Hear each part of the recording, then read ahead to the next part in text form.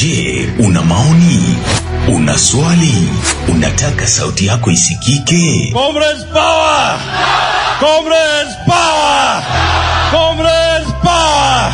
The government agency have been trying to frustrate one of our students. Karibu katika Baraza la Mvita, jukwaa la mijadala na masuala ya kijamii, kiuchumi na kisiasa yanayoigusa jamii na taifa kwa ujumla. Our president, tunataka kazi. Tunaambiwa kila wakati kuna pesa ya wamama, kuna pesa ya youth. Kila Jumatatu hadi Alhamisi kuanzia saa 2 asubuhi hadi saa 3 ndani ya Amka na Mvita. Baraza la Mvita, mahali sauti ya mwananchi inasikika. Mvita FM. Right, ni Baraza la Mvita. Mambo namna gani? Ulikuwa unatafuta parking? Mwaka mpya. Mwaka umezeeka. Bado salamu ni za mwaka mpya. Bado za mwaka mpya. Unajua January yote inakuwa salamu za mwaka mpya. Yes. Sasa nimekutana na rafiki yangu hapo parking, namsalimia happy new year, anauliza ndio tunakutana. Namwambia kwani tulikutania wapi? Karibu sana, this is Amka na Mvita. Asante sana. Na leo siku nataka tuingie sana ndani ya kisiasa. Sababu joto la kisiasa ndio limeanza kupanda kabisa. Na sijui wewe na swali ambalo nimeweza kuuliza, unatarajia nini kisiasa mwaka huu? Kwanza kabisa, habari ya asubuhi mpenzi msikilizaji wa Mvita FM, na karibu kwa mwaka mpya. Natumai sijakuwa kwa kipaza sauti kwa mwaka huu, na jambo ambalo linaweza kueleweka hata Mkenya mahali alipo anajua siasa imebadilika sasa, tukiwa na mwaka wa mwisho tukielekea 2027. Na hiyo jana pia tumeweza kushuhudia mambo makubwa. Tumeweza kushuhudia mikutano mitatu kwa wakati mmoja, mikutano ambayo ni ya ODM, ambao ni chama aswa Wakenya wengi wanatazamia kujua ama wanatazamia kuona kwamba ndicho kitaweza kusaidia rais wetu William Ruto kuingia awamu ya pili. Na ukiangalia kwa undani katika hiyo mikutano, umedhihirika kwamba kuna mambo ambayo hatuyaelewi vizuri, na ndiposa hata vile yule mtoto wake Raila Odinga aliweza kusema sisi tunataka tukutane katika ile NDC tuweze kujua ukweli ulipo ama ukweli mahali ulipo. Na ukiangalia vile kumekuwa na mvurutano katika chama, kwa wanachama, kwa viongozi, na hayo yote yanadhihirisha kwamba ODM baba kutuacha ama baba kuacha chama cha ODM, ni dhahiri kwamba chama cha ODM kina yumba na mirengo vile itaweza kuwa mirengo ni miwili ama mitatu tukielekea uchaguzi wa 2027. Na kuna wale watafurushwa na kuna wale watabaki, na kuna wale pia wanasema ni wanachama, na bado wengine watasema hawa watu wajui. Kwa hivyo mimi nasema siasa za Kenya zimeanza kupanda, na wale ambao katika opposition pia sijawasikia wakisema huyu ndiye tutaweza kumpa bendera peperushi katika opposition. Hilo ambalo linaweza kumsaidia William Ruto kuweza kujipanga vile. Kwa hivyo labda wanaenda mbele wanarudi nyuma wakipanga kidogo, lakini langu nasema kwamba Wakenya ndio wataweza kuamua katika ndebe. Na hivyo wale ambao wako katika vyama tofauti ni wewe ujipange, kwa sababu usipojipanga utapangwa, na ukipangwa ODM kutakuwa na ODM asili na ODM Kenya. Hapo sasa wengine wataenda kama independent candidates. Wataacha watu wengi watatoka chama cha ODM ikibainika kwamba mahali kuna mvurutano, wengi wataweza kusema kumbe baba ndiye alikuwa anawasaidia, kwa sababu ukisikiza mtoto wa Raila aliweza kusema wengine walikuwa wanamtumia babangu. That was our words. You see, and tutakubaliana kwamba most of them hawana mwelekeo, na hata walikuwa tu wanangoja endorsement ya Raila. Yeah. Most of the elected leaders wengine hata tuwestaja hapa walikuwa wanamtarajia sana baba kuendorse, kusema huyu anatosha, mpeni kura. Lakini raundi hii itakuwa ni wewe na wewe peke yako. Kwa hivyo wengine wengi watapoteza hizo nafasi. Ndio maana wengine wanakwamia kwa serikali, wakipoteza waweze kuingizwa na rais ambaye kama rais ataweza kuchukua hatamu ya pili, waweze kukaa karibu na yeye ili waweze kupata, kama watapewa nominated MP ama MCA, whichever seat, mbora wako katika serikali. That's why wanasema hatutoki katika serikali.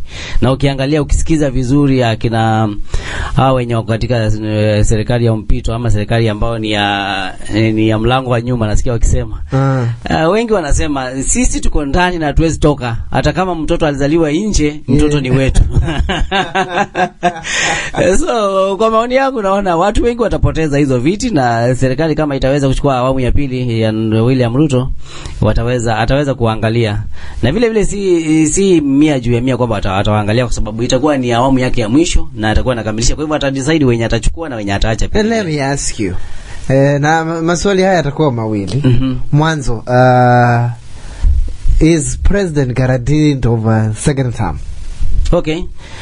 Mimi siwezi nikasema ni guarantee, kwa sababu wa Kenya ndio wapiga kura. Wale ambao wanatusikiza asubuhi leo. Ukiangalia. Hata nikiangalia yale mambo, nikipima darubini yangu, mimi kama mwanasiasa mtarajiwa, rais alikuwa na mambo kadhaa alikuwa angalie. Jambo la kwanza alikuwa angalia wale vijana ambao waliweza kuumia katika yale maandamano, na mpaka sasa hivi Gen Z mpaka sasa hivi kulitengenezwa chama. Kulikuwa na kamati ambayo iongozwa na LSK president Faith Odhiambo alijitoa. Faith alijitoa.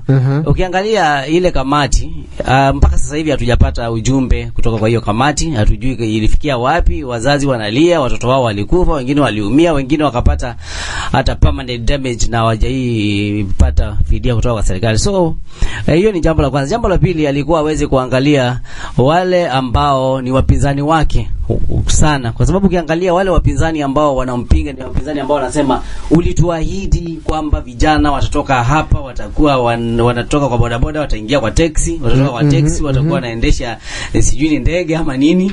Na wakina mama maboga pia waliahidiwa sana, na leo hii tunapozungumza ndio wa kwanza kulia, wanasema kwamba tulisaulika, tuliambiwa kuna hii inaitwa aje mradi, acha nyota hii nyingine ya kwanza ilikuwa nini? Beta.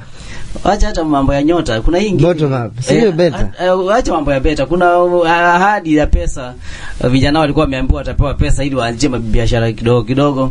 Hustler fund. Hiyo hustler fund Hustler fund tumeona pia wakipewa pesa ni kidogo kidogo, mtu hawezi akasimamisha biashara na hiyo pesa. Kwa hivyo mara nyingi tunaona ile miradi ambayo rais aliweza kuahidi ni miradi ambayo yeye mwenyewe hajatimiza, na ukiangalia kwa undani wa Kenya wanasema alituahidi na hayatupa. Kwa hivyo Wakenya kama wataenda kwa debe ama wataenda kupiga kura wakiangazia zile sera ambazo rais na wafuasi wake waliweza kuwapa Wakenya wakati wale walikuwa wanachaguliwa, basi bila shaka Wakenya watapiga kura kwa yule ambaye ni mwingine ambaye hatujui kwa sasa hivi, kwa sababu wale ambao katika upinzani hawajatoa mwelekeo kusema huyu ndiye atakuwa rais, huyu ndiye atakuwa naibu rais, na wale wengine tutawapanga kama viongozi, wale wengine tutawapanga huko tukichukua uongozi. Kwa hivyo kwa upande wangu mimi nasema kama Wakenya watatia mizani ama wataweka mizani kwa William Ruto ambaye ni rais wetu wa sasa, wataweza kumtoa nje kama wataenda kupiga kura wakiangalia zile sera aliweza kuahidi.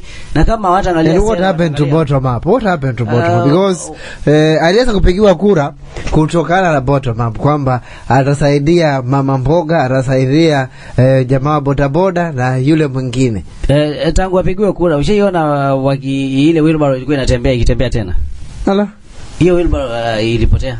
Okay. So ilikuwa ni dhana ya kwamba nchi nyingi za Kiafrika, hata ukiangalia uchaguzi ambao umeisha wa Uganda juzi, hata ukiangalia nchi ya Uganda na ukiangalia vile kura ziliweza kupigwa, kwa sababu wengi tuliweza kushuhudia kwa mitandao, nchi nyingi za Kiafrika zimeachwa nyuma kimaendeleo.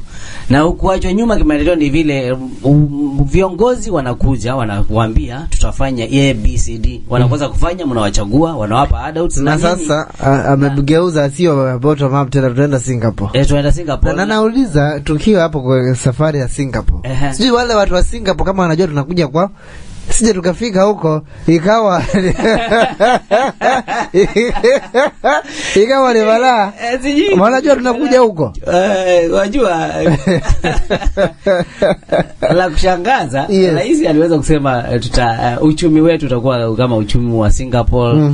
Akaweza kutoa mwelekeo, na ukiangalia kwa undani, ukiangalia tu hata square kilometer ya Singapore na Kenya, utapata ni kama Singapore ni kama kaunti mbili za Kenya. Just 2 counties za Kenya. So wakati tunasema tunaenda Singapore ambayo ni Singapore ya 47 counties ama ni ya 2 counties. Na wakati tunazungumza Singapore ni Nairobi ama ni Mombasa. So wakati rais anazungumza Singapore, ni jambo ambalo Wakenya wameweza kuzungumza kusema kwamba hii yamekuja tena ni bottom up nyingine ya kwamba tutaenda Singapore na tutaifika. Na vile vile Wakenya wengi hawana imani na serikali ambayo ipo kwa sasa. Hata ukiangalia Infotrack wakati walifanya tu utafiti, waliweza kusema kwamba Wakenya wengi hawaamini hii serikali, lakini vivyo hivyo tu wengine walisema wakipiga kura leo William Ruto bado anaongoza, lakini hatafikisha 50+1. Tutaweza kuenda kwa second round ambao bado tutakuwa tunajua nani atakuwa kiongozi wetu ifikapo 2027. Lakini Wakenya kuna mtu mmoja alikuwa anasema tutam mali, alafu akaulizwa ukiambiwa ueleze hiyo tutam utapeana hiyo kura yako kwa tutam, na bado hatujaona maendeleo ambayo mlikuwa mmesema katika ile bottom up transformation agenda, leo hii utatuambia nini? Na akashindwa la kusema kwa sababu kiangalia miradi mingi ambayo serikali imeanzisha, hakuna mradi tunaweza sema umesimama isipokuwa ule mradi wa nyumba ambayo ni nyumba ambayo tunasema ni affordable housing.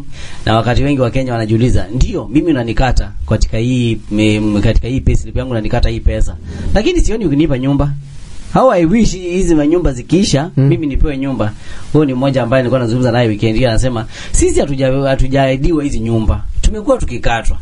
Basi wakimaliza kujenga hizi nyumba siwaseme hii ni yako, chukua, tumekuwa tukikata hii pesa, na hapo watakuwa ana win tena matumaini ya Wakenya kwa kumpigia kura. Lakini at it is now watu wengi wa Kenya wataenda kumtoa kama. So assuming that is the case, ni nini anafaa kufanya mwaka huu ambacho kitamfanya yeye arudi kwa awamu ya pili? Mambo ni mawili.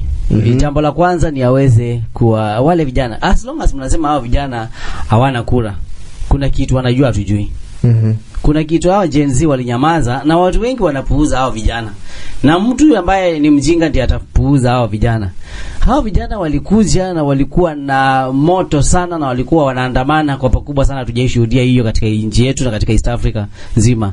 Kwa hivyo la muhimu kwanza kabisa ni aweze kushughulikia hao vijana, maslahi ya hao vijana, hata kama ni mmoja, wawili, watatu, asimamie nao na masimame nao, na aweze kuita wale wazazi, waweze kupewa fidia, kama ile kamati ipo iweze kushughulikia hilo jambo. Ni jambo ambalo watu wataiona ni kama ni kidogo, lakini itaweza kumsaidia kuweza kurudisha yale matumaini kwa Wakenya kwamba huyu tunaweza mchagua, anaweza kuwa kiongozi ambaye anaweza tuongoza kwa awamu ya pili. Jambo la pili ambalo anafaa kufanya vile vile ni wale ambao ni maasidi wake, wale ambao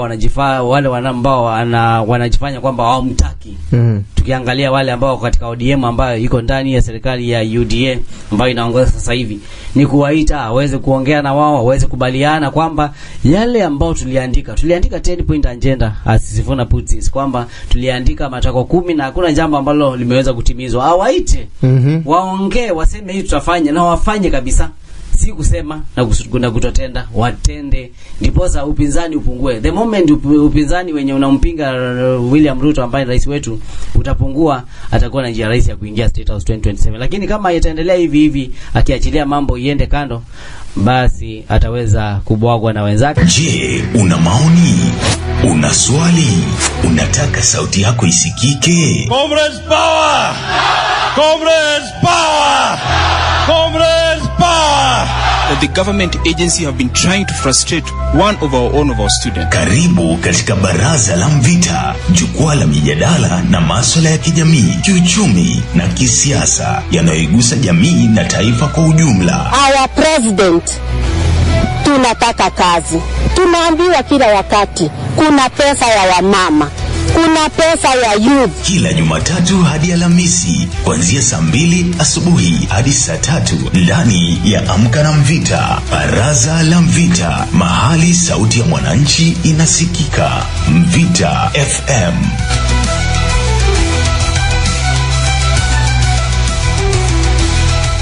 Na ningependa tumalizie mazungumzo hili tuendelee na masuala mengine hapa. Yes, bwana Charles, you are saying something. Na tumefika wakati ambao unafaa uuze sera zako. Sababu labda hujakuwa ukiuza sera katika sababu tuko mwaka wa 4 na kakitu juu. Tuko mwaka wa 4 na kakitu juu. Tunakaribia mwaka wa 5. Na unaweza kuwa hujauza sera miaka hiyo yote. Miaka hiyo 4. Unaweza kuwa hujauza sera ama hujaweza kufanya kitu, wewe kama mbunge, wewe kama MCA, wewe kama women rep, wewe kama governor, wewe kama senator, unaweza kuwa hujafanya kitu. Lakini what you do between now na wakati wa uchaguzi might save you. Really? Sidhani. Kama kwa sasa hivi, lakini jambo it is possible. It's possible, but pia kuna vitu ambazo tunafanya. Kama hatujabadilika sisi kama wapiga kura, kama hatujabadilika kama wapiga kura, it is possible mtu ambaye hajafanya kitu hiyo miaka 4 akarudi. Na kwa sababu ukiangalia vizuri, wakati wa Kenya waliambiwa waweze kujiandikisha kama wapiga kura, hatujaona vijana wakijitokeza kujiandikisha. Tungekuwa tumeona vijana wamejitokeza kama milioni 1 ama 2 hivi, tungekuwa tunasema hapa mambo itakuwa mengine. Lakini artist stands wale wote, but there's still time to register. Yeah, but ukiangalia, in fact mimi nataka kubadilisha polling station. Uende wapi? Nataka kubadilisha. Ina maana utakuwa kwa debe 2027 ama, kwa sababu ukisema utabadilisha, unataka kubadilisha mahali unataka kugombea kiti la unajua wanaanza kunitafuta. And the previous election kuna mtu alinipigia simu akaniambia, bwana unajua si unajua kura ya nanio, sasa kusema that particular post sababu mtajua ni nani. Akaniambia, bwana kura si unajua ni kwa fulani, that particular day morning. Ananijua. Kama anakujua ni like si kama anijui vile. Walikuwa credit, pigeni watu wakapiga kura. Lakini mimi nasema mtu anaweza akabadilisha sana ukibainika kwamba tumebakisha tuseme close to 1 year plus 1 year plus a month. Unajua mwaka unaokuja kuna AFCON. Hata mwaka huu kuna World Cup. No, like we are hosting AFCON. Yeah, lakini AFCON sioni kama itakuwa na itakuwa mwezi wa 7. Tukielekea uchaguzi. Hiyo itasaulika. Lakini jambo ambalo nasema wale ambao ni viongozi ambao wameteuliwa ama wamechaguliwa na Wakenya, kama wewe hujafanya kazi, tumeona viongozi wengi wameweza kujitahidi kama Didi Nyoro wakafanya kazi. Ikibainika kwamba juzi nimeona kwamba wale wote ambao ni wanafunzi watalipa 500 tu ambao wanasoma wakienda nyumbani. Wanalipa 500 tu kwa constituency yake. Na ukiangalia katika constituency zingine Kenya wanafaa kusoma kutoka kwa hiyo constituency, kwa sababu Wakenya wengi hawezi waka-afford elimu. Na takwimu ambayo imeweza kutoka wiki iliyopita ni kwamba wanafunzi wengi ambao walikuwa grade 10, nilikuwa grade 10 ama grade 9 wenye walimaliza, wanafaa na grade 10, wenye wanafaa na grade 10 hawajaenda, na serikali kuanzia wiki hii wameanza kutafuta wanafunzi mahali wapo. Na jambo ambalo linaumiza sana ni kwamba wengine hata ile placement ya mashule hawakuweza kuelewa hiyo system, na wengine pia fees ikakuwa ni. Na nimeona PD ama People Daily wakisema watu wamekuwa wakikuwa extorted ndio upewe nafasi, unalipa. Lipa ndio tuchukue mtoto yako this particular school. So unapata shida kama hizo ndio zinafanya Wakenya wengi waweze kupiga kura kwa wale viongozi. Na wengine wanasema mimi sitapiga kura 2027. Lakini mimi jambo nafaa kuambia Wakenya, jitokeze 2027 uchague kiongozi ambaye utaona kiongozi huyu atasaidia nchi yetu. Si kuchagua kiongozi kwa sababu amekupa 50 leo, kesho hiyo 50 utaikula. Wakenya wanasahau kwamba nikipewa 1000 leo, hiyo 1000 sitakula miaka 5. Utalia miaka 5, huyu tumtoe, lakini bado utakuwa wewe ndio umejiuza na umeuza kura yako kama utachukua pesa na umchague kiongozi ambaye hataweza kusaidia. Lakini kwa viongozi wale ambao wako katika viti, nawaambia muda upo, hakuna kitu kimepotea. Unaweza ukajipanga ukafanya kazi na ukarudi kama wewe ni wakurudi. Lakini kama wewe si wakurudi, bila shaka Wakenya watasema huyu hatumtaki, wacha tuweze kuchagua. And my view personally, nafikiri this government ya sasa haina what we call tusema ni kama kule una watoto lakini kuna mtoto upendi. Ni kama serikali ya sasa haina haja kabisa na education. Ingekuwa na haja, that is because kila siku nasikia walimu wanalia kujengea capitation, wanalia this or this, mashule hana pesa, na serikali na ukiangalia service delivery hakuna venye watoto wataingia class na wafunzwe vizuri kama shule hazina pesa na walimu watoshi. Sababu ukiangalia wakati 2013 ndio tuingia awamu ya pili, tufike 2017 waliweza kusema wakipewa awamu ya pili Uhuru Kenyatta wataweza kufanya elimu ikuwe ni bure, Na ukiangalia sasa hivi Wakenya wengi wanatazamia kuona kwamba serikali inasaidia katika kufanya elimu ikuwe ni ya bure ama ikuwe ni affordable, lakini kwa sasa hivi mambo imekuwa ni mengine, ikibainika kwamba hata wazazi wengi wameshindwa hata kupeleka watoto wao vyuo vikuu, kwa sababu ukiangalia ile pesa ambayo imewekwa pale kama karo ni pesa ambayo hawezi waka afford. Vile vile katika shule ambazo wao ambao wamejoin grade 10 pia wengine wameshindwa hata mpaka sasa hivi tunazungumza, wazazi wako na watoto wao nyumbani hawajui wafanye nini, kwa sababu ile pesa wameambiwa walipe ndio mtoto aweze kuingia, hawawezi wakaweza ku afford. Kwa hivyo ni masuala ambayo yote ukijumlisha yataweza Wakenya wataweza kuangalia waseme hii serikali hii, wacha tujaribu mtu mwingine ambaye huyo mtu mwingine hatujui ni nani, hatujui ni Kalonzo, hatujui ni Matiang'i, hatujui ni nani mwenye ambaye atapeperusha bendera ya opposition. Lakini ikifika wakati huo tutaweza kuzungumza, tukwambie opposition wanaweza ama hawataweza, kwa sababu hata vile vile wakijipanga pia Daktari William Ruto pia anajipanga kama rais. Na The Star leo asubuhi wanasema Kenyans turn to digital loans and Shylocks to survive tough economy. Ni ukweli, kwa sababu hata ukiweza kuangalia zile ujumbe unapokea pia hao digital loans wanakutafuta, kwa sababu wanajua mambo yameharibika. Ilikuwa ni Januari, mimi kuna mtu amenitumia message hapa, tuma kwa hii namba, enda mwana tuma kwa hii, na nashangaa hii namba, na ametuma mpaka kwa line ambayo situmii. I've never called anyone with that number. Unashangaa alitoa wapi? Alitoa namba hiyo namba wapi, ama ana guess tu? Na mpaka sasa hivi kuna ile Data Protection Act ambayo hatujui namba zetu zinapeana kwa hizi digital loan apps yanaje. Mimi nimepata ujumbe wiki iliyopita, nimepata ujumbe karibu 5, you qualify for 100,000 loan. Hata sijui hiyo namba ni gani, hata sijaiona. So unashindwa ni nini haswa, lakini wanajua Wakenya mahali wapo sasa hivi wako katika crossroad, hawana mbele hawana nyuma. Na ikibainika kwamba ni Januari, pia mtu anaweza amua bado next week itakuwa ni January, next week but itakuwa ni January bado. Oh, okay. Yeah. Next week itakuwa 27th. Alafu bado 26th. Next week itakuwa 26 ikibainika ni, na pia hiyo wiki nyingine bado tutakuwa kwa January. Hiyo wiki itakuwa imekwisha bwana. Toka tumemaliza Januari. Tumemaliza January next week on Saturday. Saturday bado. Next week itakuwa imekaribia kuingia hiyo wiki nyingine. So bado Wakenya msikufe moyo, tupambane, kwa sababu tusipopambana tutakata tamaa, na hakuna kukata tamaa. Tumalizia na hili opposition. Yes. Nao wanafaa kufanya nini ili wahakikishe kwamba ni one term kweli na si two term? Opposition kwanza watupe sera. Okay. What will they do for Kenyans? Nini aswa watafanyia wa Kenya ambacho serikali ya sasa hivi haijafanya, na serikali ambazo zimekuwa huko nyuma hazijafanya? Ni nini? Juu nikisikiza wiki iliyopita wale opposition walikuwa nasema eti huyu ameweka kwa payslip pesa ya nyumba, na sisi tukiingia tutatoa hiyo ada, hiyo tutatoa hiyo pesa, tutakuwa wakata waajiri wote hiyo pesa ya nyumba. I was like, si mtafute mbinu yenu, ama mtafute ile ambayo ni manifesto yenu ambayo mtaletea wa Kenya tofauti na ile ambayo ni ya rais ambayo yupo. Na jambo la pili ni kwamba waweze kuelewa na waweze kusikiza wa Kenya kwanza. Mimi ningewaomba hivi wale ambao katika upinzani wazunguke Kenya mzima wakisikiza wa Kenya. Wasikize tu wa Kenya wanataka kiongozi gani katika hiyo position yote, na waungane pamoja bila kuangalia mtu kuangalia tumbo lake, bila kuangalia mimi nichaguliwe, nataka mimi nichaguliwe. Waungane mkono wote ambao wako katika serikali, wako katika kupinga serikali, waungane wote, na wakiungana wote na wazunguke Kenya wakiwasikiza wa Kenya. Kenya wakisema wanataka Matiang'i, wakisema wanataka Sifuna, wakisema wanataka Babu, wasimame na huyo mwenye wanasema, waseme huyu, kwa sababu wa Kenya wamesema ni huyu, wacha tumpeleke huyu akaweze kumenyana na William Ruto.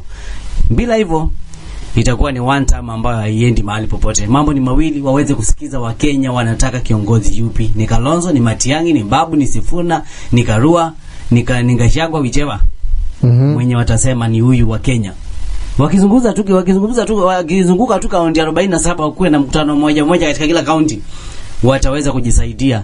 Lakini wakiketi pale Nairobi waseme mambo ni sawa, Kalonzo tosha ama Matiang'i tosha, na Wakenya hawajasema huyu, itakuwa ni waste time, na itakuwa one time, ni stories za bunuasi ambazo haziwezi nyima chura ni chura ama ni ng'ombe kunywa maji? Ng'ombe kunywa maji. Ng'ombe hizi ng'ombe kunywa maji. Sasa ng'ombe hapo ni nani na chura ndiye nani? Unaelewa? So mambo ni mawili, waweze kuleta sera ambazo ni tofauti na yule ambaye ni rais wetu wa sasa, na waweze kusikiza Wakenya ground inasema nini. Kama ground inasema ni Gachagua sawa, ikisema ni Kalonzo, ikisema ni Matiang'i ni sawa, lakini wasiende wachaguane wao wakisema huyu tosha ati unatembea tosha. Hapana, wasikize Wakenya kwanza, na Wakenya ndio wataweza kupiga kura, wataweza kusema ikiwa ni huyo, na wanaweza amua kutumia hata polls, waseme tu, hata si lazima wazunguke, wanaweza tumia polls by the way.